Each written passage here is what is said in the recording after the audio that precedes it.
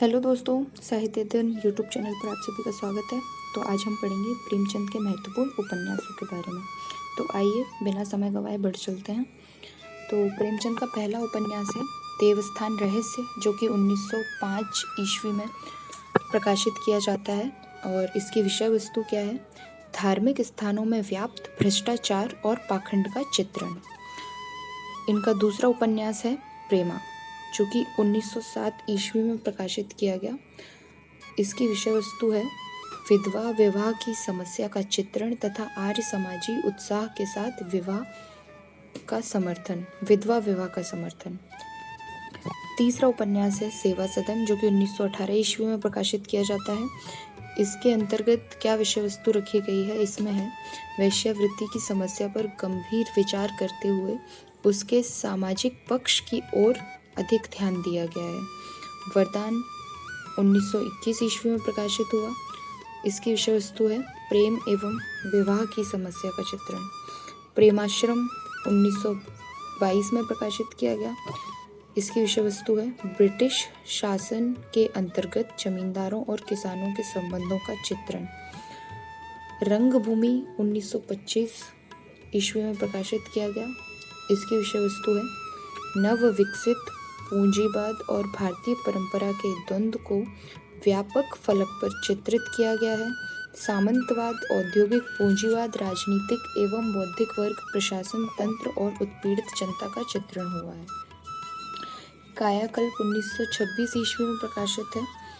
इसकी कथा वस्तु है जमींदारी प्रथा का वर्णन, जगदीशपुर रियासत की रानी देवप्रिया की विलास लीलाओं और उनके पुनर्जन्म की अलौकिक चमत्कारों की कथा।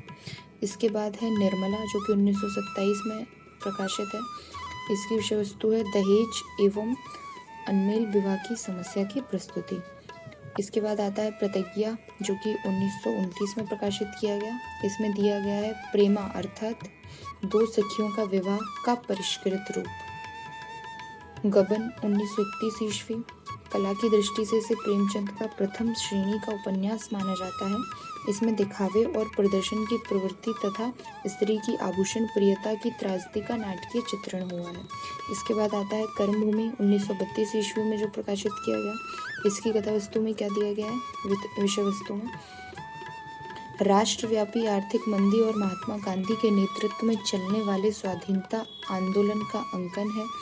साथ ही इसमें अछूतों के सामाजिक जीवन में स्वीकृति का सवाल, सामाजिक राजनीतिक कार्यकलापों में स्त्रियों की भूमिका के सवालों को गंभीरता से उठाया गया है। इस उपन्यास में शहरी क्रांति का नेतृत्व डॉक्टर शांति कुमार एवं सुखदा तथा ग्रामीण आंदोलन का नेतृत्व अमरकांत एवं आत्मानंद ने किया है। इसके बाद बारी आती है गोदान की, जो कि इनका मास्टर स्ट्रोक है, घोर यथार्थवादी उपन्यास।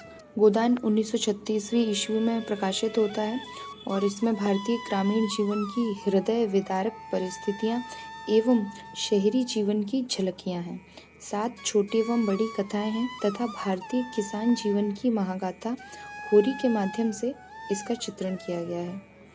और इनका अंतिम उपन्यास है मंगलसूत्र, जो कि 1936वीं ईस्वी में ये लिख रहे थे और इसी के दौरान प्रेमचंद की मृत्यु हो जाती है, उनका देहांत हो जाता है और ये उपन्यास अपूर्ण रह जाता है। तो इस प्रकार प्रेमचंद के कुल 15 उपन्यासों में से कुछ ये जो महत्वपूर्ण उपन्यास थे उनकी विषय वस्तु मैंने आपको बताई। आगे भी और भी महत्वपूर्ण जानकारी के लिए बने रहिए हमारे साथ। सब्सक्राइब कीजिए हमारे चैनल को। Thank you, bye bye.